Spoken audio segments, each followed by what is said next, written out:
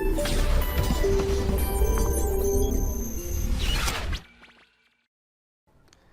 आइए बच्चों, अब अगले प्रकार की तरफ बढ़ते हैं, जिसमें मैंने आपको टक्कर के बारे में बताया था कि अब टक्कर की परिभाषा हम लोग सीखने वाले हैं और इसको किसके आधार पर विभाजित करने वाले हैं। ठीक है, तो वही मैं आगे लेके चलता हूँ कि संघट्ट के प्रकार, क्लासिफिकेशन ऑफ कोलिजन। ठीक है, यदि आप संघट्ट रेखा के दिशा, संघट्ट रेखा के दिशा के आधार पर अगर विभाजित करेंगे तो इसके दो प्रकार के होने वाले हैं, है ना। दो प्रकार के होंगे। क्या? एक होगा सम्मुख टक्कर, मतलब हेड ऑन कोलिजन, और दूसरा क्या होगा? तियर्क टक्कर, मतलब oblique collision, that is two dimensional collision. ठीक है ना। अच्छा, अब इसको डिफाइन कैसे करेंगे, इसको समझते हैं। याद है आपको मैंने बताया था कि एक होता है गति की रेखा, लाइन ऑफ मोशन बोलते हैं उसको, और एक होता है संघट्ट की रेखा, मतलब line of impact, line of impact, line of motion. ठीक है, तो यदि ये दोनों ही दिशा आपस में समांतर हैं, पैरेलल हैं या एंटी पैरेलल हैं, तो ऐसे केस में आप क्या बोलेंगे? ये सम्मुख टक्कर है। तो कहने का मतलब है, यदि कोई दो वस्तु इस प्रकार आए कि ये इधर जा रहा हो और ये इधर जा रहा हो, ठीक है ना, और टक्कर के बाद भी इनकी जो दिशा है वो इसी रेखा में रहे, इसी रेखा में रहे, तो इस प्रकार के टक्कर को क्या बोलेंगे? सम्मुख टक्कर बोलेंगे, that is head on collision बोलेंगे। ठीक है। अच्छा, अब आ जाओ ओब्लिक कोलिजन। ओब्लिक कोलिजन क्या होता है? तियर्क टक्कर। अब ये क्या होता है, इसको कैसे परिभाषित आप करने वाले हो? तो यदि ये दोनों समांतर ना हो, लाइन ऑफ मोशन और लाइन ऑफ इम्पैक्ट, मतलब गति की रेखा और संघट्ट की रेखा, यदि वो एक ही दिशा में नहीं है या वो समांतर नहीं है, तो ऐसे में आप क्या बोलेंगे? उसको तियर्क टक्कर बोलेंगे। तो इसकी उदाहरण देखिए, सपोज ये ऐसे जा रहा है और एक बड़ा सा ऐसे कोई वो ऐसे जा रहा है, ठीक है ना। तो जब ये टक्कर खाता है तो इसका लाइन ऑफ इम्पैक्ट इस प्रकार होगा, ये होगा लाइन ऑफ इम्पैक्ट, लेकिन इसकी लाइन ऑफ मोशन ऐसी है ना, मतलब गति की दिशा इधर है और संघट्ट की दिशा ऐसी है, तो ये दोनों तो पैरेलल है नहीं, ये एंटी पैरेलल है नहीं। तो ऐसे केस में जो कोलिजन होगी उसको क्या बोलोगे? तियर्क टक्कर, मतलब ओब्लिक कोलिजन, 2D कोलिजन। तो 2D कोलिजन के बारे में और 1D कोलिजन के बारे में इसको डिटेल में पढ़ने वाले हैं। पहले मैं इसको क्या कर रहा हूँ, पहले संघट्ट के प्रकार बता रहा हूँ आपको। ठीक है, अब संघट्ट के प्रकार दूसरे आधार पर विभाजित करने वाले हो, वो है ऊर्जा। ऊर्जा के आधार पर कितने प्रकार के होंगे और उनका नाम क्या क्या होगा, उसको सीखने वाले हैं। ठीक है, तो अभी तो मैंने केवल और केवल दिशा के आधार पर बताया, अब ऊर्जा के आधार पर बताऊंगा। ठीक है, तो आइए बच्चों, अब दूसरे प्रकार के जो इसके आधार पर इसको विभाजित करने वाले हैं वो है ऊर्जा, है ना। तो ऊर्जा के आधार पर कितने प्रकार के टक्कर होंगे, तो वो है प्रत्यास्थ टक्कर पहला, दूसरा अप्रत्यास्थ टक्कर। इलास्टिक कोलिजन को बोलेंगे प्रत्यास्थ टक्कर। तो इलास्टिक कोलिजन क्या है? इलास्टिक कोलिजन को आप ऐसे समझ सकते हो, यदि टक्कर के बाद किसी भी वस्तु, किसी भी पिंड के आकार एवं संरचना में पूरी तरह से वो वापस उसकी शेप और साइज रीगेन हो जाए, वो पूरी तरह से वो आकार एवं संरचना वापस मिल जाए उसको जैसा वो पहले था, तो इस प्रकार के कोलिजन को क्या बोलोगे? इलास्टिक कोलिजन या प्रत्यास्थ टक्कर। ठीक है, जैसे आप ऐसे समझ सकते हैं कि मैंने आपको बताया था कि ऐसे दो वस्तु आता है, जब वो कोलाइड करता है तो यहाँ पर ऐसे टेढ़ा सा ऐसे हो जाता है, ऐसा है ना, ऐसे टेढ़ा हो जाता है। तो यदि कोलिजन के बाद ही वापस से वो गोला बन जाए, वापस से उसकी जो शेप है वैसी हो जाए, तो इस प्रकार के टक्कर को बोलोगे प्रत्यास्थ टक्कर या इलास्टिक कोलिजन। ठीक है, अच्छा, तो ऐसे में क्या होता है कि कोई भी भाग यांत्रिक ऊर्जा का संरक्षित नहीं होगी, है ना, संचित नहीं होगी, उस पर स्टोर होकर नहीं रहेगा। मैकेनिकल एनर्जी का कोई भी हिस्सा उस वस्तु के अंदर संचित नहीं रहेगी। इसका मतलब जो प्रारंभिक गतिज ऊर्जा है वही अंतिम गतिज ऊर्जा होगी पूरे सिस्टम की, है ना, क्योंकि इसमें कोई परिवर्तन आया नहीं, इसके स्थितिज ऊर्जा में कोई परिवर्तन नहीं आया, क्योंकि यांत्रिक ऊर्जा का कोई भी भाग उसमें पोटेंशियल एनर्जी के फॉर्म में स्टोर नहीं हो रहा, है ना, क्योंकि स्थितिज ऊर्जा क्या होती है, किसी भी वस्तु की स्थिति में परिवर्तन आ जाए तो स्थितिज ऊर्जा आ जाता है। तो ये जो वस्तु है ये डिफॉर्म नहीं हो रहा, उसके शेप में चेंज नहीं हो रहा, तो उसकी पोटेंशियल एनर्जी में चेंज नहीं हो रहा, ठीक है ना। तो ये हो गया पहला टाइप। अब आते हैं दूसरे में। इससे आपको क्या क्या समझना है, समझिए कि जब भी इलास्टिक कोलिजन दिया जाए तो आप बोल सकते हैं कि काइनेटिक एनर्जी जो इनिशियल है उतना फाइनल होगा, और उसी के आधार पे आप बोल सकते हैं ई का मान 1 होगा, है ना। ई मैंने आपको बता रखा क्या होता है, कोएफिशिएंट ऑफ रेस्टिट्यूशन, उसकी वैल्यू होती है V2 - V1 / U1 - U2। ये दोनों का जो अनुपात है वो बराबर होगा, ठीक है। अच्छा, अब आते हैं अप्रत्यास्थ में। तो यदि किसी भी वस्तु का जो आकार एवं संरचना है वो अगर वापस वैसी ना रहे, वो परमानेंट टेढ़ा हो जाए, जैसे ये इसको मारा और वो टेढ़ा हो गया, थोड़ा सा टेढ़ा रह गया, तो उस टेढ़ा होने के कारण उसकी स्थिति में परिवर्तन हो गई। तो स्थिति में परिवर्तन होने के कारण उसकी स्थितिज ऊर्जा उसके अंदर आ जाएगी। और कहाँ से आएगी, तो यही जो यांत्रिक ऊर्जा है उसका कुछ भाग उस वस्तु के अंदर स्थितिज ऊर्जा में स्टोर हो जाएगा, उसमें संचित हो जाएगा। तो अब आप इन दोनों को काट नहीं सकते, क्योंकि आप प्रारंभिक और अंतिम स्थितिज ऊर्जा बराबर नहीं बोल सकते। इसका मतलब काइनेटिक एनर्जी भी दोनों इक्वल नहीं होंगे।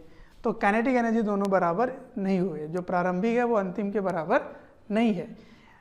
इनफैक्ट आप ये आपको दिखाई देगा कि प्रारंभिक गतिज ऊर्जा और अंतिम गतिज ऊर्जा में परिवर्तन है, और प्रारंभिक गतिज ऊर्जा का मान ज़्यादा है, क्योंकि कुछ ऊर्जा का लॉस हो गया है, नुकसान हो गया है, ठीक है ना। तो वो लॉस क्या होगा, इन दोनों को माइनस कर दो तो पता चल जाएगा आपको।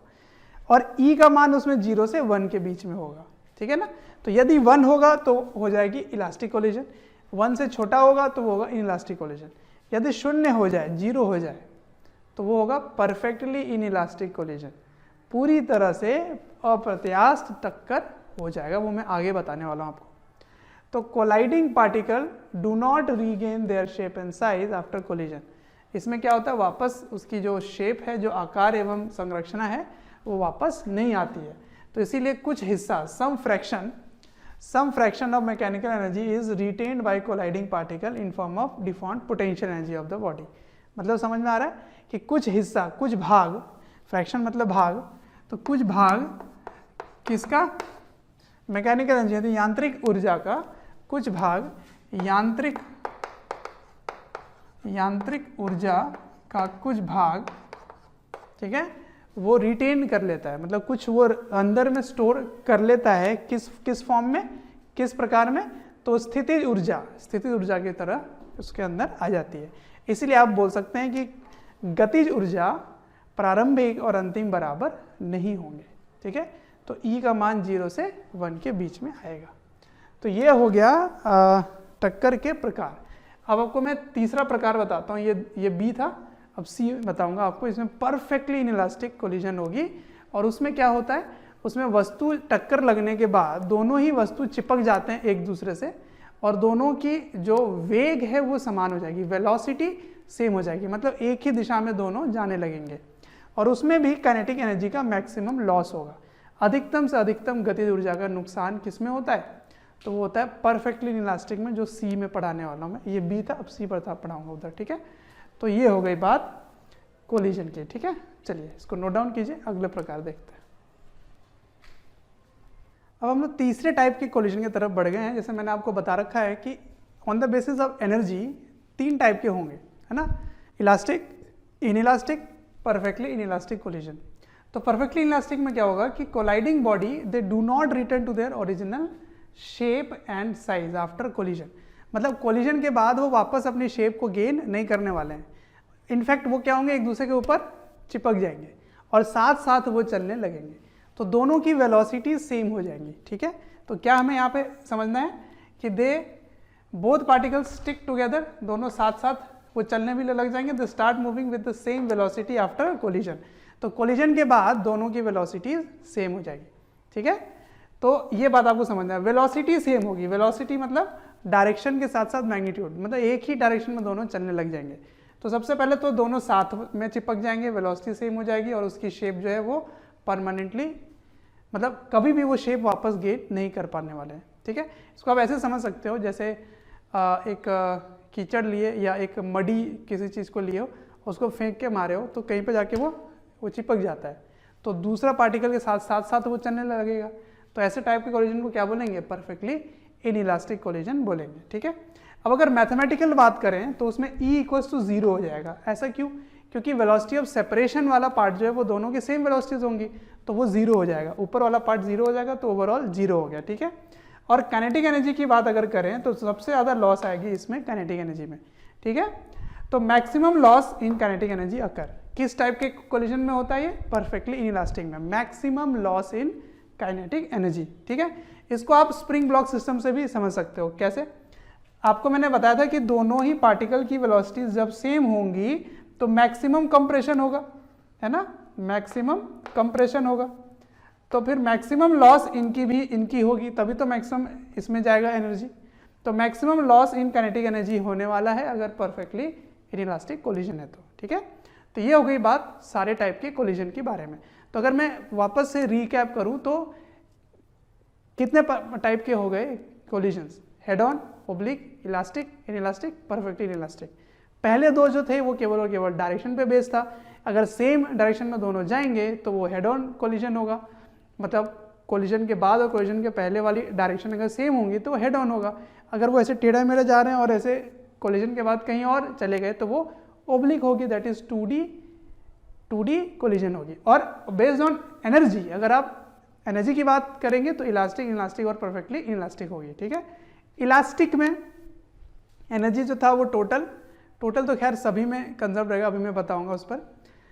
उसमें क्या परफेक्टली इलास्टिक में होगा? क्योंकि शेप वापस रीगेन हो रही है तो कोई भी मैकेनिकल एनर्जी का हिस्सा उसके डिफॉर्म में स्टोर नहीं हो रहा है। इसका मतलब इनिशियल कहाँ काइनेटिक एनर्जी और फाइनल काइनेटिक एनर्जी कांस्टेंट रहेगी, मतलब काइनेटिक एनर्जी भी कंजर्व कर सकते हो इलास्टिक कोलिजन में।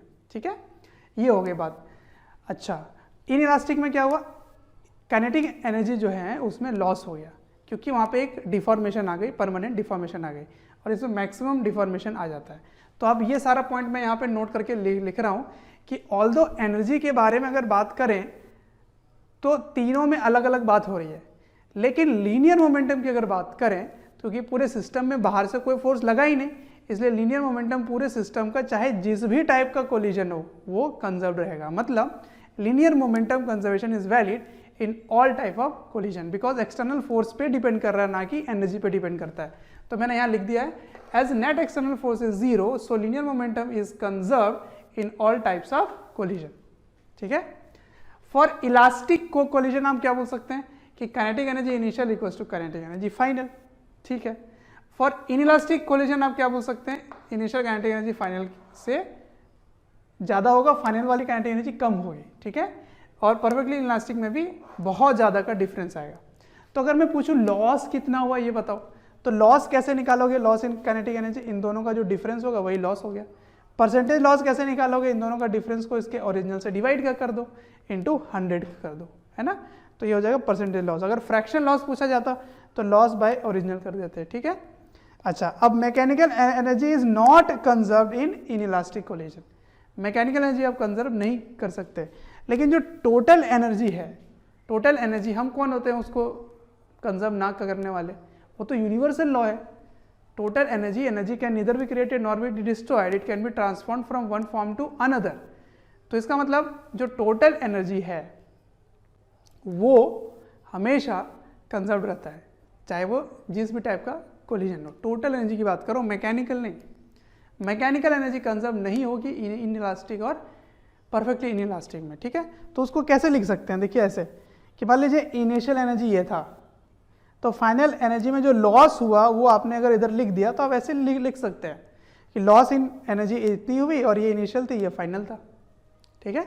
तो ऐसे किया जा सकता है। समझ में आया? तो ये हो गई बात इनइलास्टिक कोलिजन की। Okay.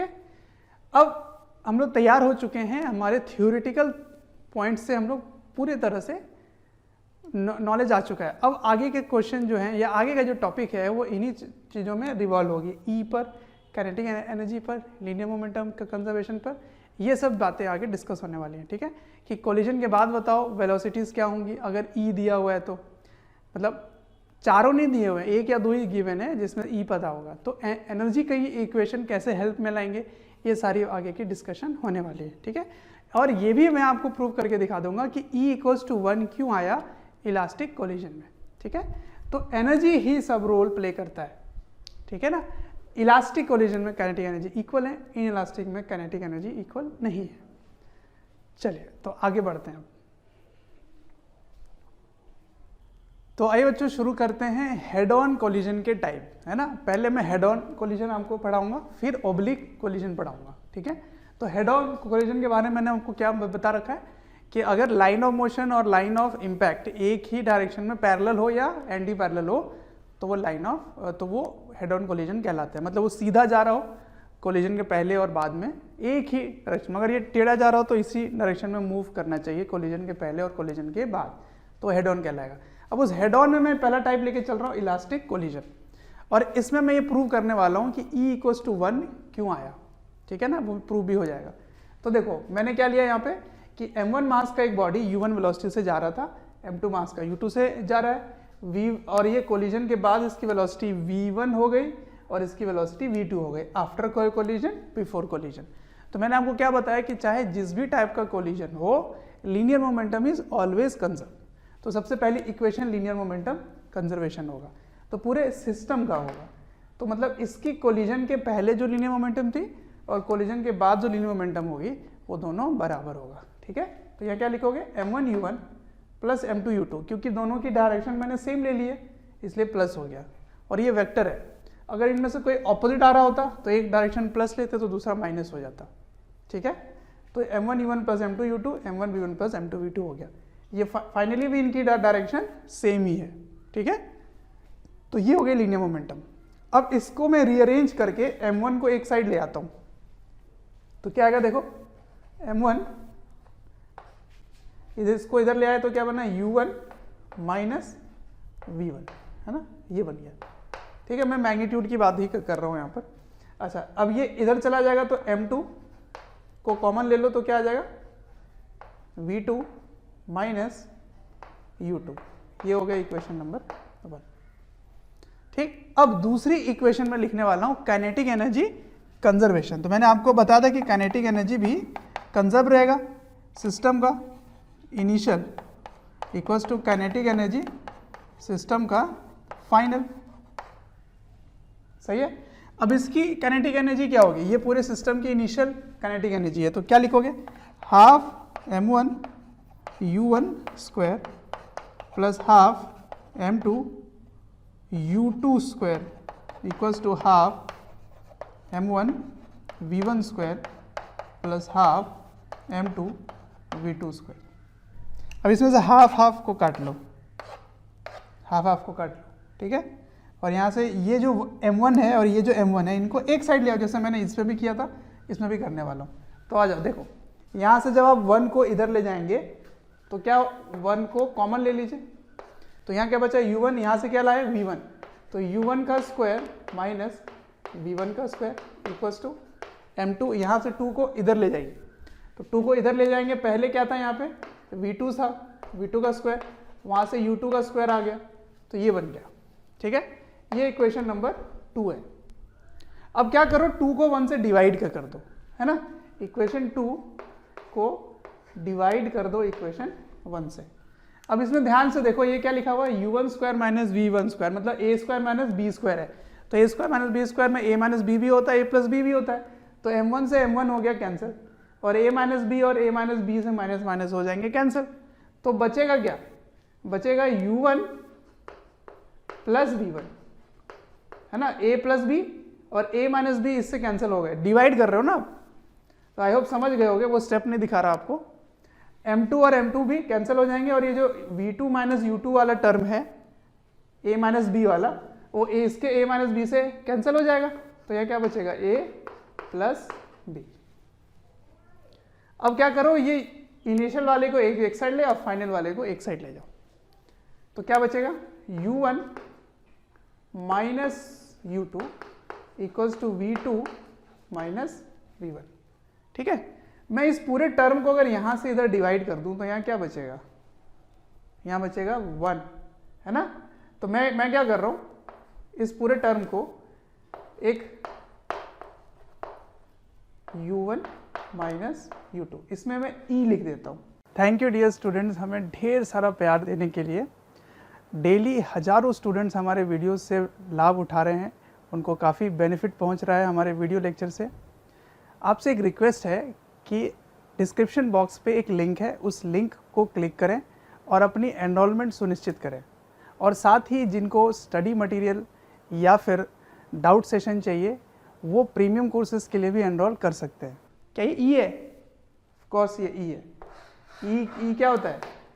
v2 minus v1 by u1 minus u2 है ना, velocity of separation, velocity of separation by velocity of approach, यही तो होता है। और ये e की वैल्यू क्या आ रही है? e इक्वल्स टू 1 आ रहा है। देखो यहां से ध्यान से, जब इसको इधर डिवाइड कर दो तो यहाँ तो 1 ही बचेगा। इसका मतलब e equals to 1 for elastic collision, elastic collision, ठीक है। और e इक्वल्स टू 0 हो जाएगा क्योंकि ये दोनों सेम हो जाते हैं परफेक्टली इन इलास्टिक कोलिजन के लिए। 0 for perfectly in elastic collision.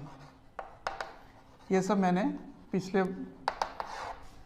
Article में पढ़ा रखा है आपको, ठीक है। तो ये प्रूव हो गया कि 1 क्यों आया। तो 1 इसलिए आया because of this equation, kinetic energy equal है ना। तो E की वैल्यू 1, यानी कि इलास्टिक कोलिजन में E 1 तभी होगा जब काइनेटिक एनर्जी कंजर्व्ड रहेगा, ठीक। तो ये हो गया पहली बात कि इलास्टिक कोलिजन में ऐसे करते हैं। अब मैं आपको जनरलाइज करके दिखाने वाला हूं कि अगर जनरल हो, जैसे परफेक्टली इनइलास्टिक भी नहीं है ना ही परफेक्टली इलास्टिक है, इनइलास्टिक है, मतलब मैं E के टर्म्स में स्टडी करना चाहता हूं, तो फिर एक इक्वेशन तो ये होगी और एक इक्वेशन ये वाली होगी, क्योंकि अब आपको एनर्जी कंजर्वेशन तो लगा ही नहीं सकते ना। क्यों नहीं लगा सकते? क्योंकि एनर्जी कंजर्वेशन में आपको इलास्टिक पोटेंशियल एनर्जी जो होगा, पोटेंशियल एनर्जी कितना स्टोर हुआ ये आपको पता नहीं है, कितनी डिफॉर्मेशन हुई ये पता नहीं है, इसलिए एनर्जी कंजर्वेशन नहीं लगाओगे, है ना। क्योंकि डिफॉर्मेशन के कारण एनर्जी का लॉस हो रहा है, हीट में प्रोड्यूस हो रहा होगा, जैसे भी हो रहा होगा, या डिफॉर्म्ड पोटेंशियल एनर्जी स्टोर हो रहा होगा, तो उसकी वैल्यू नहीं पता होगी। इसीलिए आपको हमेशा E की वैल्यू वो दे देंगे। तो एक इक्वेशन ये होगी, एक इक्वेशन ये होगी, तो दो इक्वेशन यूज करके आप V1 और V2 की वैल्यू फाइंड कीजिए, अगर मैंने U1 और U2 आपको दे दिया तो, ठीक है। तो नेक्स्ट पार्ट वही करने वाले हैं, ओके। चलो इसको कॉपी करो। आइए अब शुरू करते हैं इनइलास्टिक कोलिजन, ठीक है। इस बार क्या होगा, आपको वेलोसिटी पहले वाली पता होंगी दोनों की, है ना। कोलिजन के पहले दोनों की वेलोसिटीज पता होंगी, और कोलिजन के बाद की वेलोसिटी क्या है इसके बारे में आपको फाइंड करना है, ठीक है। और आपको एक और जानकारी दिया रहेगा, वो है E की वैल्यू। E की वैल्यू आपको पता होगी। तो दो चीजें आपको पता है, कोलिजन के पहले की कहानी और E की बात, ठीक है। तो कैसे सॉल्व करेंगे? तो देखो, हर बार आपको दो इक्वेशन सॉल्व करना है। इस बार आप एनर्जी कंजर्वेशन नहीं लगा सकते इसमें, क्योंकि इनइलास्टिक कोलिजन है, ठीक है। तो देखो कैसे करेंगे। सबसे पहली इक्वेशन होगी लीनियर मोमेंटम कंजर्वेशन। तो P initial equals to P final, ठीक है। अब देखो इसकी डायरेक्शन जो है वो दोनों की डायरेक्शन सेम है, तो आप क्या लिखेंगे यहाँ पे, M1 U1 plus M2 U2 equals to M1 V1 plus M2 V2। मैं आपको फिर से बता दूं कि ये जो डायरेक्शन है ये मैंने सेम डायरेक्शन में लिया है तभी प्लस है, कोई भी एक ऑपोजिट होगा तो वो माइनस हो जाएगा, और बाद में क्या हो रहा है ये तो हमें पता नहीं है, इसलिए मैंने इसको पॉजिटिव ले लिया है। मुझे पता नहीं है ये किधर जा रहा है, ये दोनों ही नहीं पता, ठीक है। तो ये दोनों अननोन है, ठीक है। ये हो गई पहली इक्वेशन। दूसरी इक्वेशन क्या लिखोगे, E आपको दिया हुआ है क्वेश्चन में, E दिया हुआ है। तो E की वैल्यू क्या होगी, velocity of separation V1 minus V2 by velocity of approach, क्योंकि U1 बड़ा है U2 से, तो अप्रोच कितने से कर रहा है, U1 माइनस U2। तो ये हो गई सेकेंड इक्वेशन, ये हो गई फर्स्ट इक्वेशन। दोनों को अगर मेहनत करके सॉल्व करोगे, है ना, दोनों को रिप्लेस करो, इक्वेट करो, लीनियर इक्वेशन आपने पढ़ रखा है, इसको जब सॉल्व करोगे तो कैसे सॉल्व होता है ये मैं नहीं करके दिखा रहा आपको, तो मैं सीधा रिजल्ट लिख देता हूँ। तो solving both equations we get, जो रिजल्ट है ना फाइनल, वही आपको लर्न करके रखना है। आप खुद भी सॉल्व कर सकते हो, कोई बड़ी बात नहीं है। मास से गिवन है, m1 m2 m1 m2 की वैल्यू गिवन होती है, तो आपको m1 m2 पता है, केवल v1 v2 नहीं पता, तो दो ही बातें नहीं पता ना, v1 v2, तो दो ही इक्वेशन चाहिए। तो एक इक्वेशन ये, एक इक्वेशन ये है, क्योंकि E पता है आपको। तो उसका आंसर होता है, देखिए v1 इज इक्वल टू, देखो एक पैटर्न में याद रख लेना, m1 माइनस E m2, ठीक है। डिनोमिनेटर में सभी का होगा m1 प्लस m2, ठीक है। और क्योंकि यहाँ पे 1 है इसलिए पहले 1 आएगा u1, उसके बाद plus m2 1 plus e by, denominator में भी होगा m1 plus m2 into u2, ठीक है। कैसे याद रखना है, पहले u1 बाद में u2, डिनोमिनेटर में सेम होगा m1 प्लस m2, न्यूमरेटर आपको याद रखना पड़ेगा m1 माइनस ई m2, m2 1 प्लस ई। अगर इसको लर्न कर लिए तो आपको ये सब सॉल्व करने की जरूरत नहीं पड़ेगी, और अगर नहीं लर्न किए कोई बात नहीं, आप दो इक्वेशन सॉल्व करो, थोड़ा टाइम लगेगा लेकिन आंसर तब भी आ जाएगा, ठीक है। अच्छा, अब v2 कैसे लिखेंगे, v2 मैं यहाँ लाइन खींच देता हूँ ऐसे। तो v2 लिखने के लिए आपको क्या करना है, इसी से हेल्प लेना है, जहां जहां 1 है वहां 2 कर दो, जहां जहां 2 है वहां 1 कर दो, अपने आप ही आंसर आ जाएगा, ठीक है।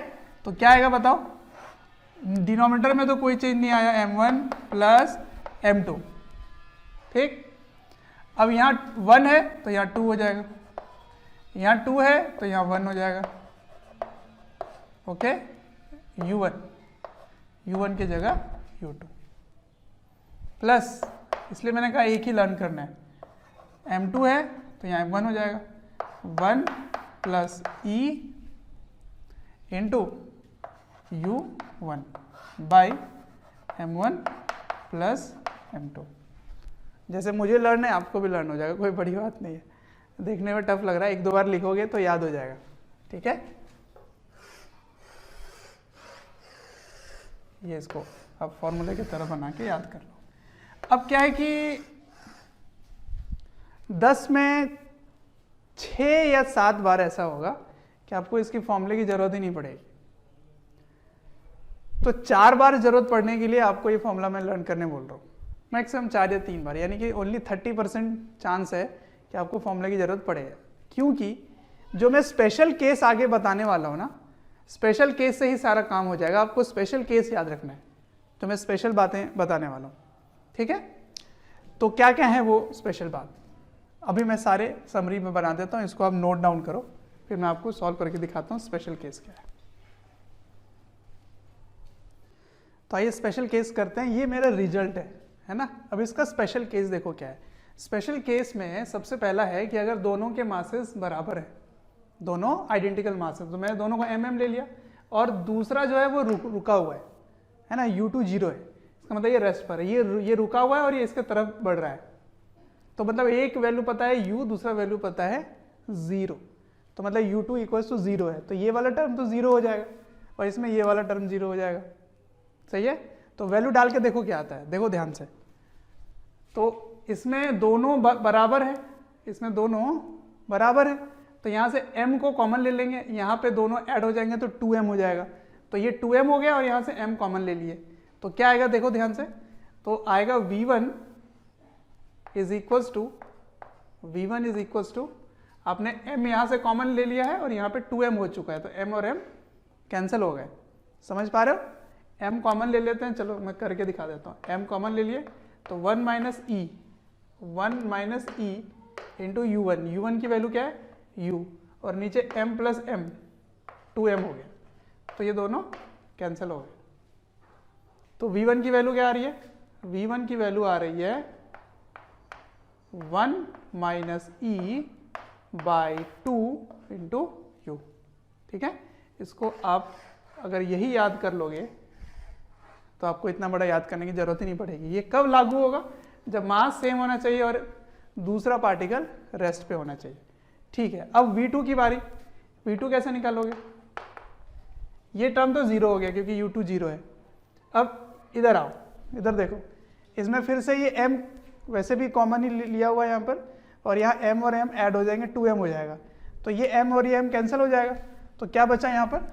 यहाँ बचा m 1 plus E into U by m plus m, 2m हो गया, ये दोनों कैंसिल हो गए। तो V2 is equal to 1 plus E by 2 into U. ठीक है, ऐसे 1 plus E by 2, 1 minus E by 2। इसको अभी लर्न कर लो, बहुत ही सिंपल है। 1 plus E by 2, 1 minus E by 2 into you. अब किस में प्लस किस में माइनस होगा, ये आपको कंफ्यूजन होगा। तो देखो, जो पहला पार्टिकल आ रहा था उसकी वेलोसिटी कम होने वाली है, क्योंकि वो ठोकर लगेगा, उसको फोर्स ऑपोजिट लगता है, इधर फोर्स लगता है इसको, तो इसमें माइनस होगा। और इसको इधर ही फोर्स लगने वाला है, तो उसकी वेलोसिटी बढ़ेगी, इसलिए इसमें प्लस होगा। ठीक है, इसको आप याद कर सकते हो। अब आते हैं सेकंड स्पेशल केस में। अगर इलास्टिक कोलिजन है, अगर इलास्टिक कोलिजन होता तो E इक्वल्स टू 1 हो जाता। तो जहाँ जहाँ E है वहाँ 1 लगा दो, तो 1 प्लस 1 2 हो गया, 1 प्लस 1 2 हो गया। यहाँ पे केवल m1 माइनस m2 रह जाएगा, है ना। तो क्या लिखोगे? V1 equals to, V1 is equals to हम लिखेंगे m1 माइनस E की वैल्यू 1 हो गई है, तो m1 minus m2 into u1 by m1 plus m2 plus वो 1 प्लस 1 2 हो चुका है, तो यहाँ लिखोगे 2m2 by m1 plus m2 into u2। ठीक है, अब V2 क्या लिखेंगे? V2 को लिखेंगे m2 minus m1, m2 minus m1 by m1 plus m2 into u2। ठीक है, फिर यहाँ 1 प्लस 1 2 हो गया, 2m1 bye m1 plus m2 into u2। ठीक है ना, ये हो गई वैल्यू। खैर, आपको लर्न तो ये वाला ही करना था, इसमें बस E की जगह मैंने 1 रख दिया। मैं इसलिए इसको कर रहा हूँ क्योंकि मैं इसका ही स्पेशल केस लेने वाला था। क्या लेने वाला हूँ? देखो, अगर इलास्टिक कोलिजन है और मासेस इक्वल है, 2 के बाद 3 ले चलता हूँ मैं यहाँ पे, 3। इफ इलास्टिक कोलिजन मतलब E equals to 1, elastic collision. ठीक है, और दोनों के मासेस बराबर है, m1 इक्वल्स टू m2 है। ठीक है ना, मतलब बराबर मास के हैं, लेकिन कोलिजन इलास्टिक कर रहा हूं मैं, इलास्टिक, कोई रेस्ट पे नहीं है, दोनों चल रहे हैं। तो मैं यही काम करने वाला हूं। इस बार ये दोनों बराबर हो गए, तो ये वाला टर्म तो 0 हो गया, है ना, ये वाला टर्म 0 हो गया। तो पहले मैं V1 की बात करता हूं, तो ये 0 हो गया, तो यहाँ क्या बचा? m प्लस m 2m, तो 2m 2m कैंसिल हो गया, तो u2 हो गया। तो V1 is equal to u2 हो गया। समझ रहे हो? V1 is equal to u2। अब V2 देखो, ये वाले टर्म तो हो गए 0, क्योंकि ये दोनों बराबर मास के हो गए। सही है, अब यहाँ आते हैं, यहाँ भी दोनों बराबर है, तो 2m हो गया, 2m 2m हो गए कैंसिल। तो अच्छा, यहाँ पे u2 लिख दिया मैंने, यहाँ तो u1 होगा ना। देखो यहाँ पे u1 है ना, यहाँ पे u1 होगा, इसको करेक्शन कर लेना, u1। हाँ, ये वाला टर्म 0 हो गया, इसमें 2m 2m कैंसिल हो जाएंगे, क्योंकि m और m आइडेंटिकल लिया गया है। सही है, तो ये दोनों कैंसिल हो गए, तो V2 इक्वल्स टू क्या आ रहा है? u1 आ रहा है। V2 इक्वल्स टू u1, और ये दोनों ना सारे वेक्टर हैं। ये रिजल्ट देखो तो बड़ा ही इंटरेस्टिंग सा रिजल्ट आया। इसको आप एक रिजल्ट, एक फाइनल कंक्लूजन की तरह याद कर सकते हो। कैसे याद करेंगे? समझना बात को, कि अगर आइडेंटिकल मासेस हैं या आइडेंटिकल बॉडीज हैं, आइडेंटिकल बॉडीज, ठीक है ना, एक जैसा है दोनों का, मतलब इक्वल मास, इक्वल मासेस है, दोनों के मास बराबर है, और E इक्वल्स टू 1 है, मतलब इलास्टिक कोलिजन है। तो दोनों पार्टिकल्स के वेलोसिटीज एक दूसरे को मिल जाएंगे कोलिजन के बाद। अगर ये u1 से आ रहा था तो v2 की वैल्यू u1 हो गई, v2 की वैल्यू u1 हो गई। अगर ये u2 से आ रहा था तो कोलिजन के बाद इसकी वैल्यू u2 हो गई, तो देखो v1 की वैल्यू u2 हो गई। इसका मतलब after collision velocities get interchange, दोनों की वेलोसिटी एक दूसरे को इंटरचेंज हो जाती है, ये वाली उसको दे देता है, वो वाले इसको ले लेता है। समझ में आया? तो यही रिजल्ट आप याद कर लेना। क्या लिखोगे? वेलोसिटी गेट्स इंटरचेंज, मतलब दोनों की वेलोसिटीज एक दूसरे को अदला बदली हो जाता है। अदला बदली समझ रहे हो ना? एक्सचेंज हो जाता है। ये वाली वैल्यू इसकी वेलोसिटी इसको मिल जाएगी, इसकी वेलोसिटी इसको मिल जाएगी कोलिजन के बाद। Velocity gets interchange after collision, after collision. तो देखो इतना बड़ा जो रिजल्ट है, इससे कंक्लूजन जो निकला वो याद रखना आसान है। तो मैक्सिमम क्वेश्चन इसी में ही सॉल्व हो जाते हैं। और अगर आपको लेंदी करवाना चाहेंगे तो फिर आपको फिर ये रिजल्ट लगाना पड़ेगा। ठीक है? तो ये कब लगाओगे? जब दोनों का मास बराबर है और एक रुका हुआ है। ये तो खैर इसी में मैंने 1 डाल दिया था, कोई बड़ी बात नहीं थी। ये कब लगाओगे? जब मास बराबर है लेकिन इलास्टिक कोलिजन है। क्या है? इलास्टिक कोलिजन है। तो इलास्टिक कोलिजन हो और इक्वल मासेस हो तो दोनों की वेलोसिटी एक दूसरे को इंटरचेंज हो जाता है। ठीक है? एक और लेता हूं मैं इलास्टिक कोलिजन का स्पेशल केस। इस बार मास जो है वो उन दोनों में बहुत डिफरेंस होगा।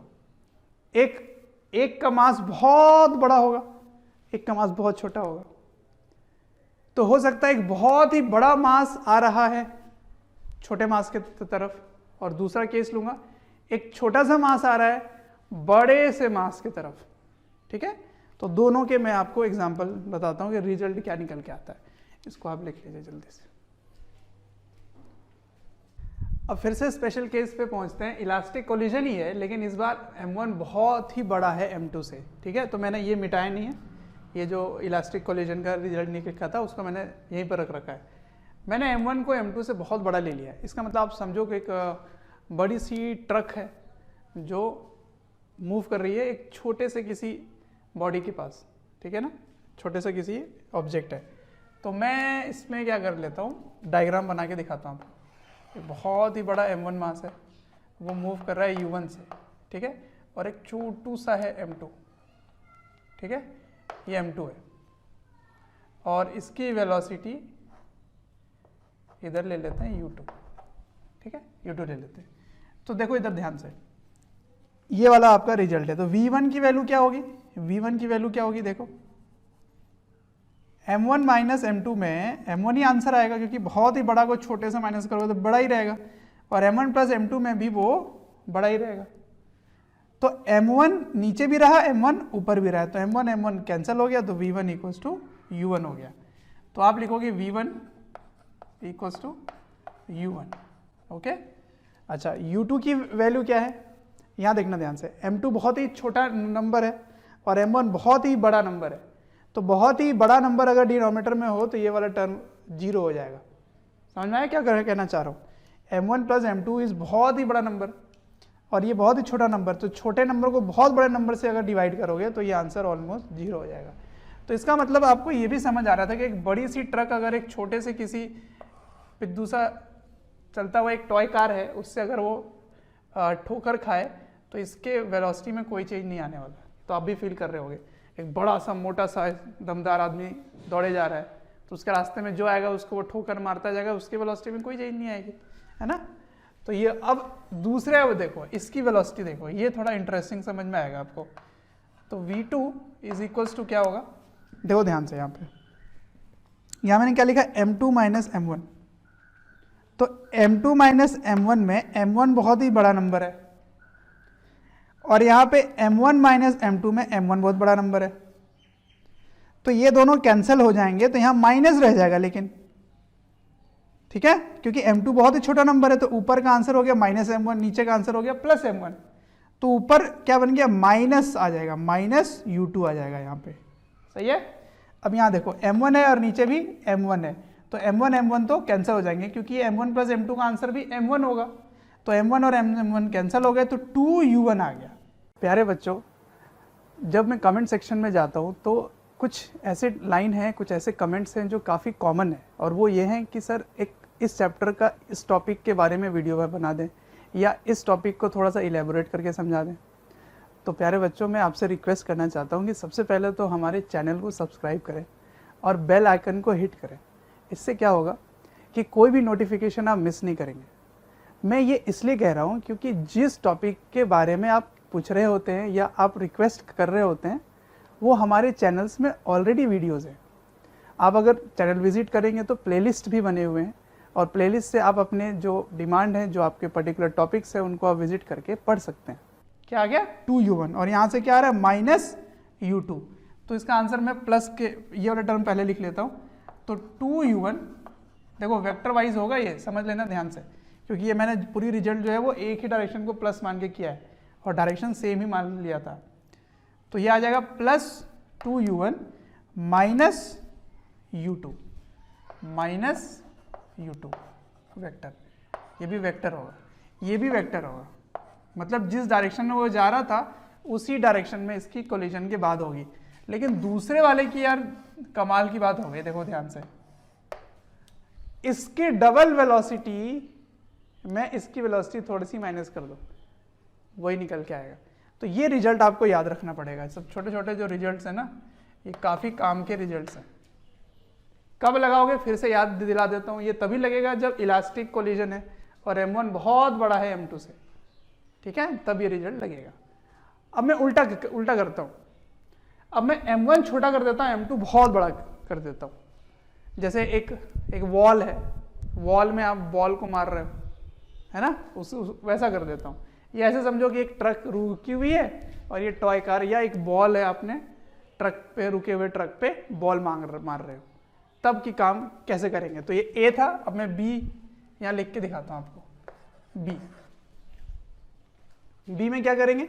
m1 छोटा, m2 बहुत बड़ा है, and m2 is much greater than m, ठीक है। यहाँ m1 बहुत बड़ा था, वहाँ m2 बहुत बड़ा है। तो ये कुछ ऐसा है, एक छोटा सा ऐसे ऑब्जेक्ट है m1 जो ऐसे जा रहा है u1 से, और एक बहुत ही बड़ा m2 है ना, ये जा रहा है u2 से। दोनों की जो कोलिजन है, इसमें भी इलास्टिक कोलिजन है, उसमें भी इलास्टिक कोलिजन है ना। तो बहुत ही बड़े को बहुत ही छोटा सा मास को हिट करना है।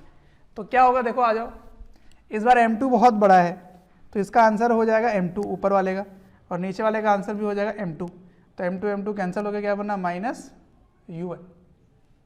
सही है, -u1। अच्छा, ये है m2 बहुत बड़ा, नीचे भी बहुत बड़ा, ये दोनों कैंसिल हो गए, तो यह बना 2u2। तो -u1 + 2u2, ठीक है। तो v1 की वैल्यू क्या होगी? v1 लिख लेता हूं मैं यहाँ पे।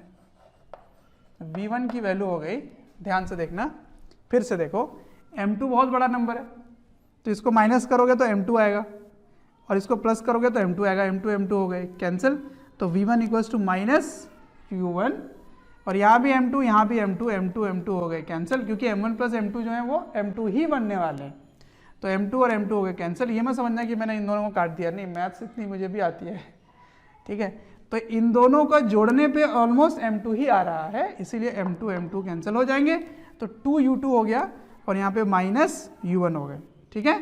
तो फिर से 2 वाला पॉजिटिव वाला टर्म मैं पहले लिख लेता हूँ, तो यहाँ लिखोगे 2u2 -u1, ये आ गया किसकी वैल्यू? v1 की वैल्यू, ठीक है। तो कोलिजन के बाद इसकी वैल्यू ये हो जाएगी। अगर ये रेस्ट पे होता, ये जैसे अब वॉल के लिए मैं इसको लिख देता हूँ स्पेशल केस, इसका भी special case if u2 is 0, मतलब मान लीजिए आप वॉल पे हिट कर रहे हो और वॉल आपके तरफ नहीं आ रही है, वॉल रुकी हुई है या ट्रक रुका हुआ था। अगर ये रुका हुआ रहता तो ये टर्म 0 हो जाता, तो v1 = क्या आ जाता? -u2, है ना। v1 = minus u1, sorry minus u1। इसका मतलब क्या हुआ कि ये अपनी जो पाथ है ना वो रिट्रेस कर लेगा, ये ऑपोजिट आ जाएगा, जिस रास्ते में वो चल रहा था उसके ऑपोजिट आ जाएगा। ऐसे जा रहा था, टकरा के ऐसे चला जाएगा। तो अगर इलास्टिक कोलिजन होती है वॉल के साथ, तो जिस वेलोसिटी से हिट होता है उसकी डायरेक्शन रिवर्स होगी, ऐसे जाकर डायरेक्शन रिवर्स होगी और उतने ही मैग्नीट्यूड से वो लौट जाएगा। तो कभी भी आप पिंग पोंग वाला बॉल कभी खेले हो तो जिस वेलोसिटी से हिट होता है उसी वेलोसिटी से वो आ जाता है वापस। सही है, ठीक है। देखो अब V1 आ गया, V2 की बारी। V2 आ जाओ, V2 सॉल्व करते हैं। तो M2 बहुत बड़ा है, M2 कैंसिल हो गया, U2 हो गया। ठीक है, अब M2 बहुत बड़ा है तो ये वाला डिनोमिनेटर टर्म जो है वो 0 हो जाएगा, क्योंकि बहुत बड़े टर्म से डिवाइड करोगे तो 0 होगा, क्योंकि M1 बहुत छोटा है। तो V2 इक्वल्स टू U2 आ गया। और ये होना भी चाहिए था कि चाहे आप जितना भी मारो इसको, ये उसी वेलोसिटी से उतने ही मैग्नीट्यूड से चलता रहेगा। ठीक है, तो कुछ स्पेशल केस है, उनको समराइज करके मैंने लिख दिया है, उनको आपको लर्न करके रखना है। तो अगर रिजल्ट्स लर्न रहेंगे तो आपको बहुत सारे कॉम्प्लिकेटेड क्वेश्चन कम समय में सॉल्व हो जाएगा।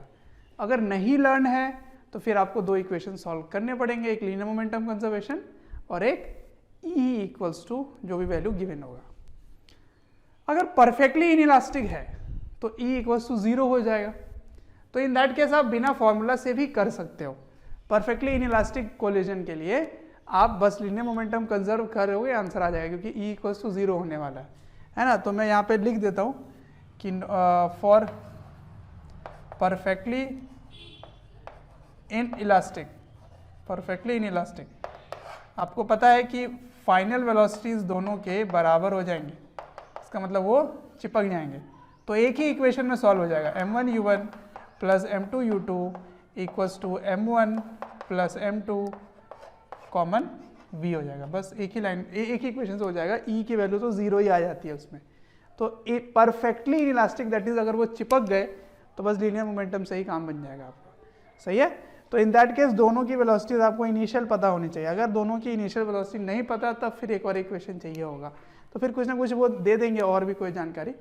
ठीक है, तो ये थे स्पेशल केसेस। अब क्वेश्चन सॉल्व करेंगे, है ना। इसको प्रैक्टिस करेंगे, जब तक आप प्रैक्टिस नहीं करोगे फील नहीं आएगा। ठीक, तो इसको नोट डाउन करो, अब क्वेश्चंस करते हैं। तो आइए, पहला क्वेश्चन आपके स्क्रीन पर ये रहा। ठीक है, देखिए क्या लिखा हुआ है कि अगर दोनों आइडेंटिकल मास है, देख रहे हो दोनों का मास सेम है, m सेम है, और ये u1 से मूव कर रहा है और ये रेस्ट पर रखा हुआ है, तो इसका तो स्पेशल केस याद है हमें। क्वेश्चन में गिवन है कि final kinetic energy of system is 3/4 of initial kinetic energy of system.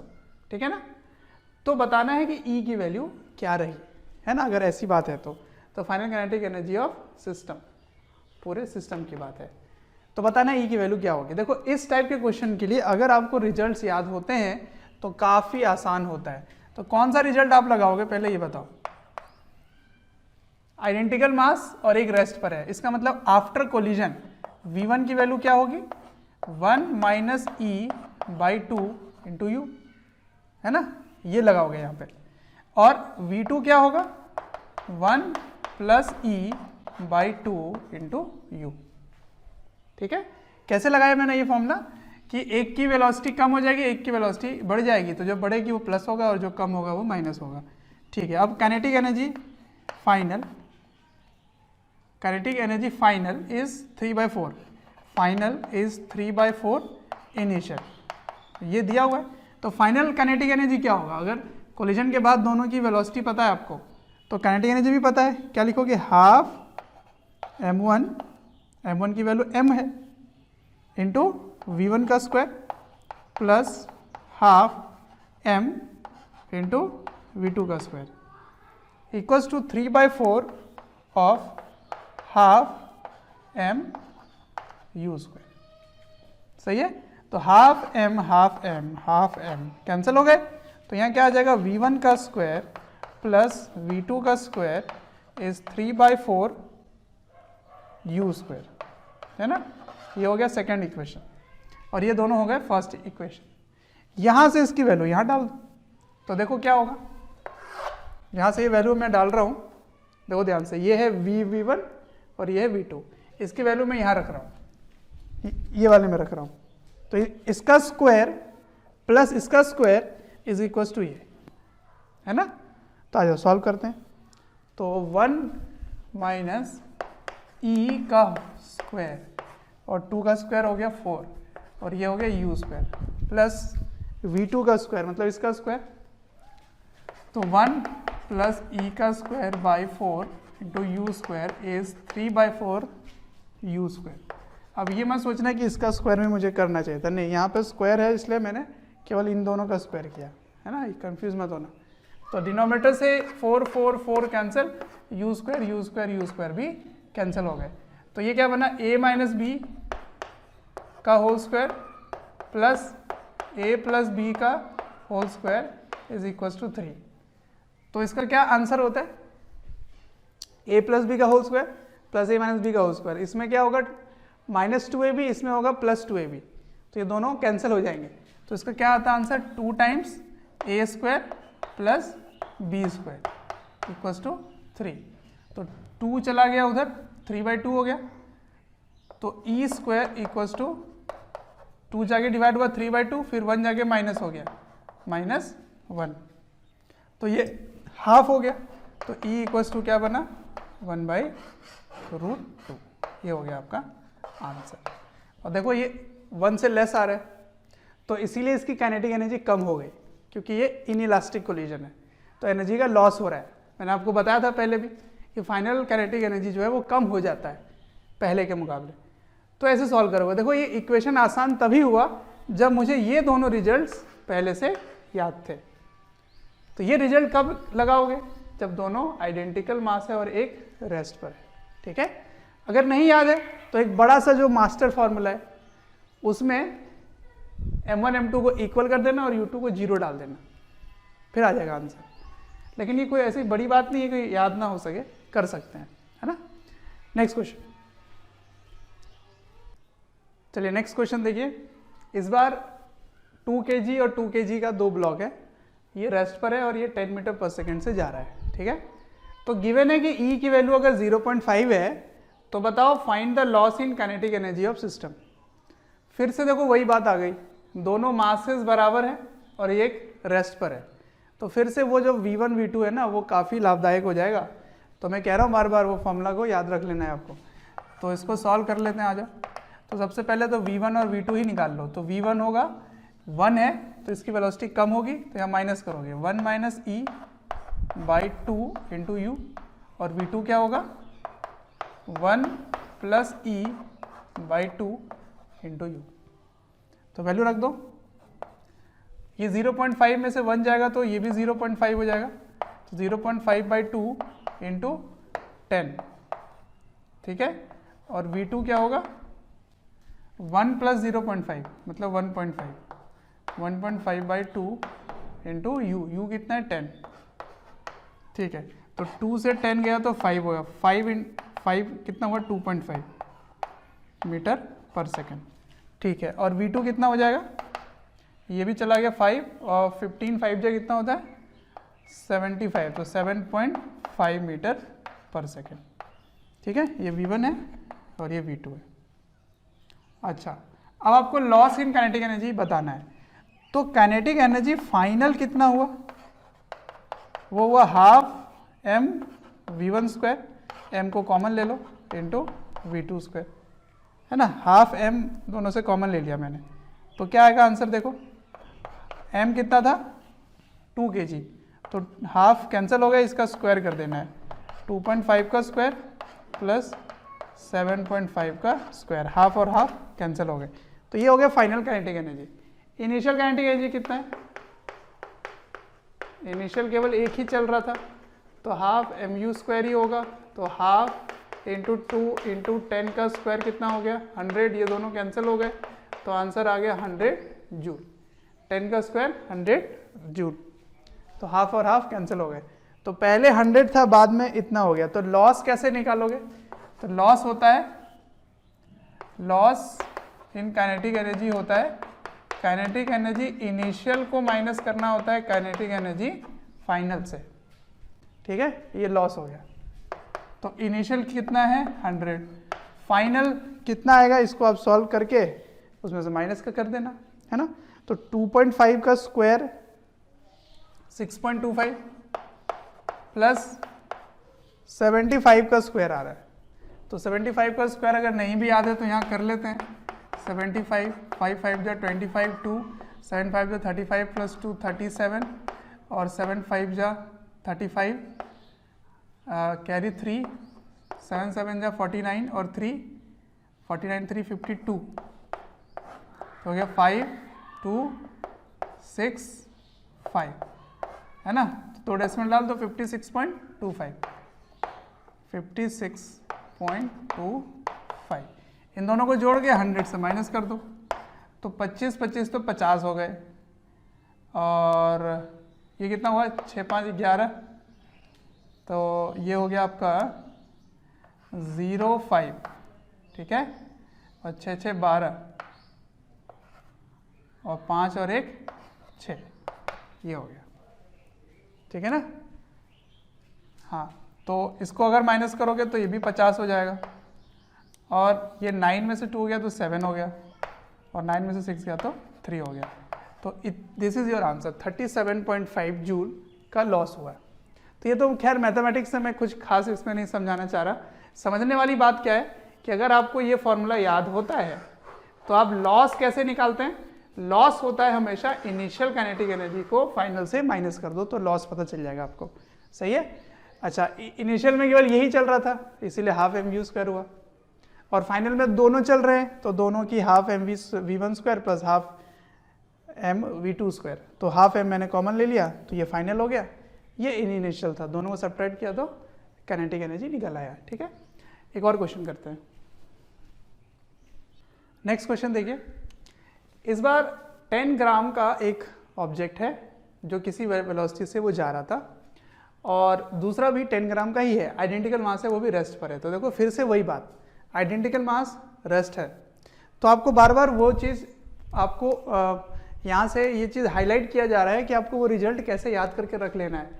तो V1 क्या होगा 1 minus E by 2 into you और V2 क्या होगा 1 plus E by 2 into you collision के बाद है ना। कोलिजन के बाद दोनों की वेलोसिटीज़ ये होगी V1 और V2 ऐसे निकालोगे। ठीक है तो दोनों के मासेस सेम है इसकी वैल्यू एक 100 ग्राम है। तो क्वेश्चन में ये गिवन है कि अगर final kinetic energy after collision 0.2 joule है final kinetic energy after collision 0.2 joule है तो बताओ मैक्सिमम और minimum possible value of u क्या हो सकता है। मतलब इसमें क्या गिवन नहीं है ई नहीं गिवन है तो आपका मैक्सिमम और मिनिमम आंसर ई के मैक्सिमम और मिनिमम आंसर पे डिपेंड करेगा। सही है। तो चलो तो फाइनल काइनेटिक एनर्जी क्या लिख सकते हैं half M V one square plus half M V two square क्योंकि मास दोनों का सेम है। तो ये कितना गिवन है बच्चों काइनेटिक एनर्जी फाइनल कितना गिवन है 0.2 गिवन है। तो इसका जगह मैं लिख दूंगा 0.2 यहाँ से हाफ कॉमन ले लिया एम भी कॉमन ले लिया तो एम कितना है 100 ग्राम तो इसको क्या लिख सकते हैं 0.1 kg कॉमन ले लो। V1 का स्क्वायर क्या हो जाएगा तो 1 माइनस ई का स्क्वायर u का स्क्वायर 2 का स्क्वायर 4 हो गया प्लस 1 प्लस ई का होल स्क्वायर u स्क्वायर बाई 4 हो गया। ठीक है अब ये वाला डेसिमल और ये वाला डेसिमल गया यहाँ से क्योंकि दोनों में एक डेसिमल है तो ये जाके इधर क्या हो जाएगा 4 ये हो गया 4 इन दोनों का 4 4 है तो आप एलसीएम ले सकते हैं इसमें से यू स्क्वायर को बाहर निकाल लो तो एक्सक्यूज मी तो a माइनस बी का whole square a plus B का होल स्क्वायर क्या होता है इसमें माइनस 2ab वाले टर्म कैंसिल हो जाएंगे तो मतलब a square plus B square होगा दोनों बार तो यहाँ से 2 को कॉमन ले लीजिए a स्क्वायर हो गया 1 a square plus B square. ठीक है यहाँ से मैंने u स्क्वायर को बाहर निकाल लिया था बाय 4। सही है। तो अब ये 2 हो गया और 2 जाके इधर मल्टीप्लाई हो गया 8 हो गया। ओके तो इधर जाके डिवाइड होगा u की वैल्यू आपको कैलकुलेट करनी है। तो देखिए ध्यान से u स्क्वायर इधर जाके 8 हो चुका है और इधर जाके डिवाइड हो जाएगा ये तो u square is equal to क्या आ रहा है u square is equal to 4 2 जा 8 बाय 1 प्लस ई स्क्वायर। ठीक है ये हो गया u स्क्वायर। अब आपको मैक्सिमम और मिनिमम फाइंड करना है, तो u की वैल्यू क्या होगी यहाँ से, तो u की वैल्यू यहाँ से हटा दो तो यहाँ रूट हो जाएगा, यहाँ रूट हो जाएगा, है ना। तो फॉर u मैक्स, बच्चों अगर हमारे वीडियोस आपको पसंद आते हैं, आपको हमारी जो मेहनत है वो आपको अच्छी लगती है, तो आप हमारे वीडियोस को ज़रूर लाइक करें और शेयर करें। शेयर इसलिए मैं करने बोल रहा हूँ क्योंकि आपके शेयर करने से ज़रूरतमंद बच्चों तक ये वीडियोस पहुँच सकता है, जिनको एक पर्टिकुलर टॉपिक काफ़ी वीक लग रहा है या एक ऐसा चैप्टर है जिसके बारे में एक पर्टिकुलर टॉपिक उनको अच्छे से पढ़ना है, तो उन तक पहुँच सकता है ये। अंत में मैं आपसे यही कहना चाहूँगा कि आपके स्नेह, अफेक्शन, प्यार देखकर हमारी पूरी मोशन की टीम काफ़ी मोटिवेटेड है आपको क्वालिटी कंटेंट देने के लिए। फॉर u मैक्स, इसकी अगर मैक्सिमम वैल्यू लोगे तो इसकी मिनिमम लेनी पड़ेगी, तो u मिनिमम लेनी पड़ेगी। तो u मिनिमम कितना होगा, 0, ठीक है। तो ये 0 हुआ तो √8 आ गया, तो मैक्सिमम वैल्यू क्या हो गई, u मैक्स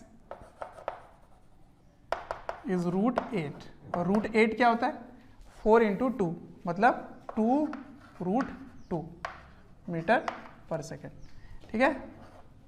अच्छा, फॉर u मिनिमम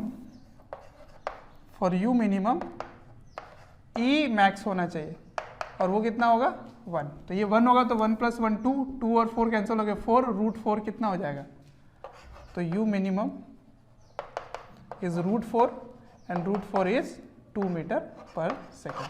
तो कभी कभी इस तरह के भी क्वेश्चन आ सकते हैं, तो मैक्सिमम और मिनिमम के बारे में बात की जाएगी, ठीक है। तो आपको ये फॉर्मूला यूज करके रखना है। तो चलो अब नेक्स्ट टाइप के क्वेश्चन की तरफ बढ़ेंगे, ठीक है, नोट डाउन कीजिए। अब आइए इलास्टिक कोलिजन के लिए क्वेश्चन जो हैं उनको करते हैं, ठीक है। क्या किया मैंने, दोनों के मासेस आइडेंटिकल ले लिए, एक 10 इधर से आ रहा है, 5 इधर से जा रहा है, ठीक है। ये रेस्ट नहीं है, सॉरी, ये हटा लीजिए, ये 5 से जा रहा है इधर, ये 10 से इधर जा रहा है, E = 1 है, ओके। तो इलास्टिक कोलिजन के सवाल है, इलास्टिक कोलिजन लिखा हुआ है या E = 1 लिखा हुआ है, कोई भी एक चीज लिखा रहेगा। तो कोलिजन के बाद क्या होगा जरा बताना। मैंने आपको क्या बताया था कि अगर आइडेंटिकल मासेस हैं और E = 1 है, और E = 1 है, E = 1 है, आइडेंटिकल मासेस E = 1 है, तो आफ्टर कोलिजन आप क्या बोल सकते हैं, आफ्टर कोलिजन आप बोल सकते हैं कि दोनों की वेलोसिटीज एक्सचेंज हो जाएगी, इंटरचेंज हो जाएगी, है ना, एक दूसरे को वेलोसिटी मिल जाता है। तो आप सिंपल कर सकते हैं बिना किसी यहाँ कंफ्यूजन के कि ये 5 इसको मिल जाएगा, तो m ये 5 है, अब इधर से ये जाने लगेगा 5 मीटर पर सेकेंड से, और ये जो m है ये इधर जाने लगेगा 10 मीटर पर सेकेंड से, ये इसको मिल जाएगा, ये इसको मिल जाएगा, ठीक है। तो इसी कंसेप्ट पे बेस्ड मैं अगला सवाल आपसे पूछता हूँ, है ना। अगला सवाल क्या है, यही है और यही है, पर बीच में 2 और है, देखो ध्यान से। तो ये m मास का है, ओके, ये 10 मीटर पर सेकेंड से जा रहा है, और यहाँ पर एक m मास का है जो कि रेस्ट पर है, और यहाँ भी एक m मास का है जो कि रेस्ट पर है, रुका हुआ है, और यहाँ भी एक m मास का है जो इसके तरफ आ रहा है 5 मीटर पर सेकेंड से, ठीक है। तो कोलिजन के बाद बताना है इनकी वेलोसिटीज क्या होगी अगर हर जगह इलास्टिक कोलिजन है, तो इलास्टिक कोलिजन है, ठीक है। तो बताना है कि क्या होंगी इनकी वेलोसिटीज। तो कैसे करेंगे, देखो 2-2 करके करना शुरू करो, है ना। तो सबसे पहले इन दोनों को देखो, इन दोनों को, तो जब इन दोनों में कोलिजन होगा, इसको मैं ले देता हूँ 1, ये 2, ये 3, ये 4। तो पहले 1 और 2 में देखो, ये 1 है, तो इन दोनों की वेलोसिटी इंटरचेंज हो जाएगी, तो इसकी वेलोसिटी क्या हो गई, रेस्ट, और इसकी वेलोसिटी क्या हो गई 10 मीटर पर सेकेंड, ठीक है। अब 3 और 4 का देखो, 3 और 4 में ये वाली वेलोसिटी इसको मिल जाएगी और ये वाली वेलोसिटी इसको मिल जाएगी, ठीक है। तो 3 और 4 में अब जो m है वो कितने से जाने लगा, 5 मीटर पर सेकेंड से, और जो 4 है वो रेस्ट पे आ जाएगा, है ना। ये 4 यहाँ आएगा और ये आगे बढ़ने लगेगा, 1 यहाँ आएगा और 2 आगे बढ़ने लगेगा। ठीक है, अब इन दोनों में होगा 2 और 3 में, तो 2 और 3 में जब होता है, ये 2 है और 3 में होगा, तो ये वाली वेलोसिटी इसको मिल जाएगी, तो ये इधर से 5 मीटर पर सेकंड से जाने लगेगा, और ये वाली वेलोसिटी इसको मिल जाएगी और ये इधर 10 मीटर पर सेकंड से जाने लगेगा। अब 3 और 4 में कोलिजन होगी, तो 3 और 4 में जब होगी यहाँ पर, तो 3 अब आ जाएगा रेस्ट पर, और जो 4 है वो जाने लगेगा ये वाले वेलोसिटी से, कितना हो जाएगा इधर 10 मीटर पर सेकेंड। सिमिलरली 2 और 1 में जब कोलिजन होगी तो 2 की वेलोसिटी 1 को मिल जाएगी, और 2 जो है 1 वाली वेलोसिटी ले लेगा, तो 1 रेस्ट पे था तो इसकी वेलोसिटी रेस्ट पे आ जाएगी, तो 2 जो है वो आ जाएगा रेस्ट पर, और जो 1 है वो जाने लगेगा 5 मीटर पर सेकेंड से। तो कहने का मतलब है यही हुआ, ये जो कोने वाला वेलोसिटी था वो इस कोने वाले वेलोसिटी को मिल गई, ऑब्जेक्ट को मिल गई, और इस कोने में जो ऑब्जेक्ट था उसकी वेलोसिटी इस कोने में जो मास है उसको मिल गई। ठीक है, तो रास्ते में अगर कोई रुका हुआ है और आइडेंटिकल मास है और E = 1 है, तो बस एंड्स वाले वेलोसिटीज भी एक्सचेंज हो सकते हैं। ठीक है, तो आपने एक देखा होगा ऐसे क्रेडल, न्यूटन क्रेडल होता है ऐसे, है ना, ऐसे कई सारे आइडेंटिकल होते हैं ऐसे, तो इधर से आके इधर हिट होता है तो इधर से ये निकल जाता है ऐसे, फिर ये इधर आके हिट करता है तो ये वाला इधर निकल जाता है, ये हमेशा आपको रेस्ट पर ही नज़र आते हैं ये वाले। तो एक्चुअली में ऐसा होता है, ये इसको देता है, ये इसको देता है, ये इसको देता है, ये इसको देता है, और एक दूसरे को एक्सचेंज कर रहे होते हैं, तो फिर ये वाली वेलोसिटी इस पे आ जाती है, ये वाली इस पे आ जाती है। ठीक है, तो ऐसे होता है। तो कभी भी आइडेंटिकल मास हो और E = 1 हो तो वेलोसिटीज़ को इंटरचेंज कर दो। ठीक, अच्छा नेक्स्ट करते हैं।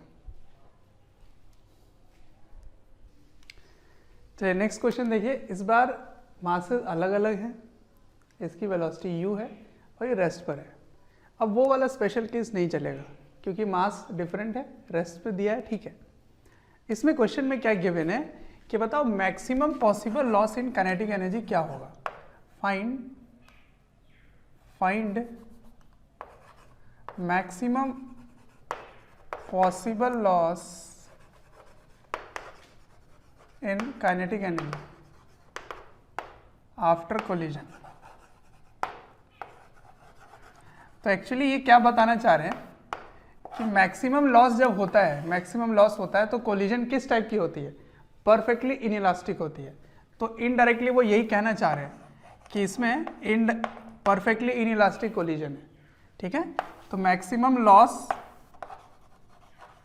इन kinetic energy occur in perfectly in elastic collision. मतलब समझ आया?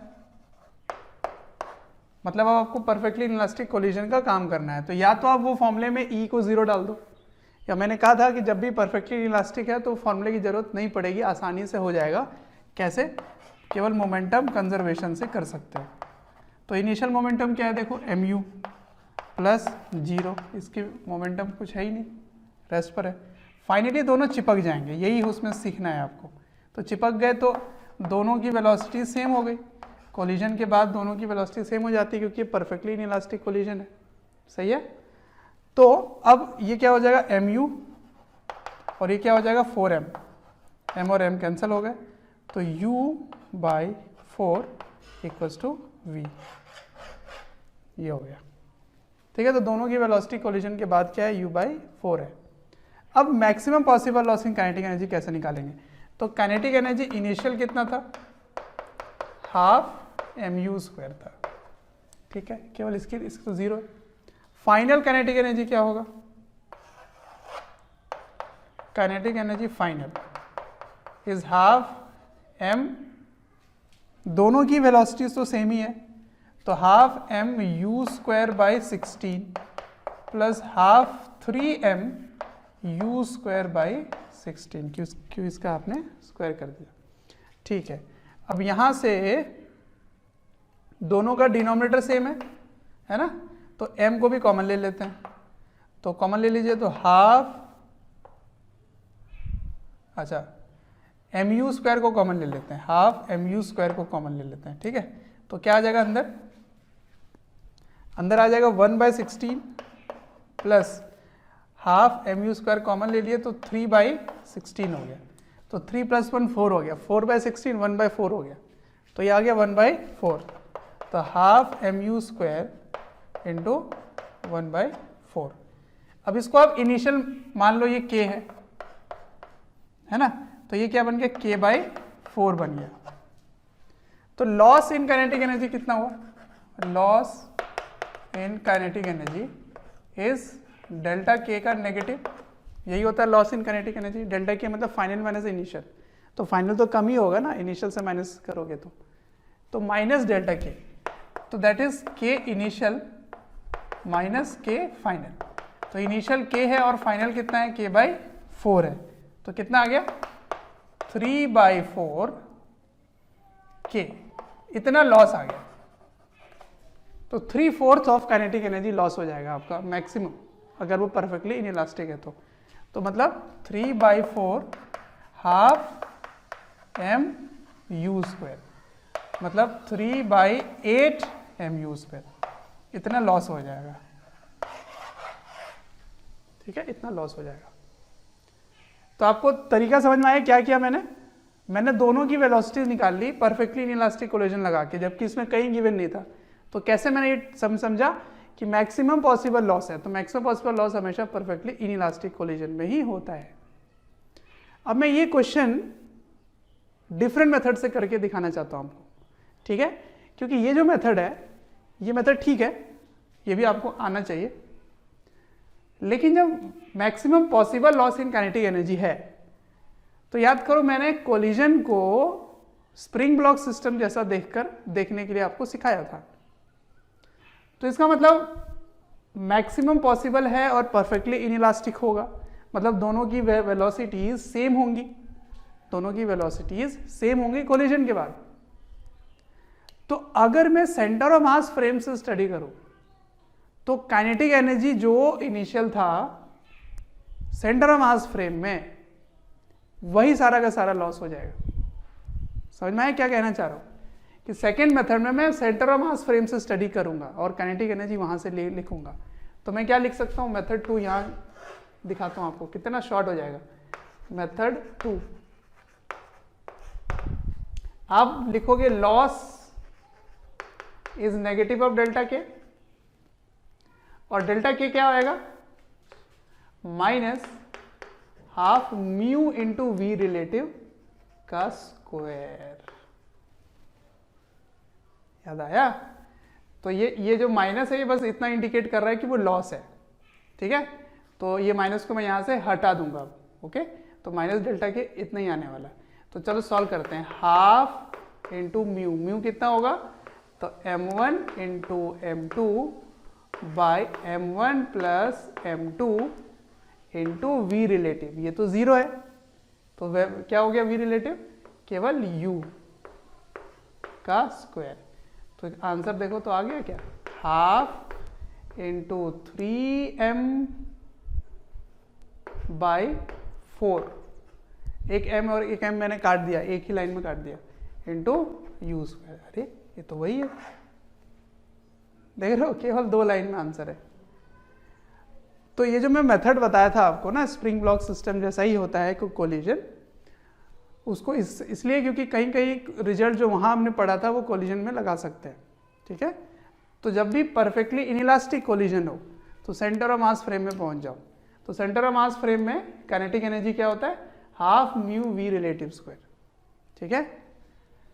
तो ये हो गया काइनेटिक एनर्जी में चेंज। एक्चुअली ये क्या लिखा हुआ है पर पता है आपको, डेल्टा के, यहाँ से माइनस हट जाना चाहिए। ये डेल्टा के मतलब क्या है, के इनिशियल माइनस के फाइनल। तो फाइनल काइनेटिक एनर्जी तो 0 हो गया ना सेंटर ऑफ मास फ्रेम में, सेंटर ऑफ मास फ्रेम में फाइनल काइनेटिक एनर्जी 0 हो गया, कारण दोनों की वेलोसिटी सेम हो गई, तो वी रिलेटिव क्या होगा 0। तो ये माइनस तो ऐसे भी हट चुका है, ठीक है, तो कंफ्यूज मत होना।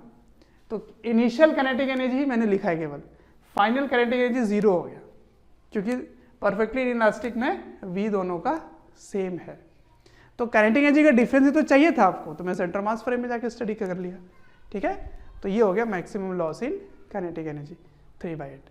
तो दोनों मेथड आपको आना चाहिए। चलिए नोट डाउन कीजिए। अब नेक्स्ट क्वेश्चन देखते हैं इसमें। चलिए नेक्स्ट क्वेश्चन देखिए क्या है। ये एक बार ऐसा रखा गया है जैसे हॉरिजॉन्टल में रखा हो ऐसे, है ना। इसका मतलब ये है कि ग्रेविटी का कोई भी इन्फ्लुएंस इसमें नहीं आएगी। अच्छा, कोएफिशिएंट ऑफ रेस्टिट्यूशन कितना गिवन है? 0.5। एक 2m है, एक m है।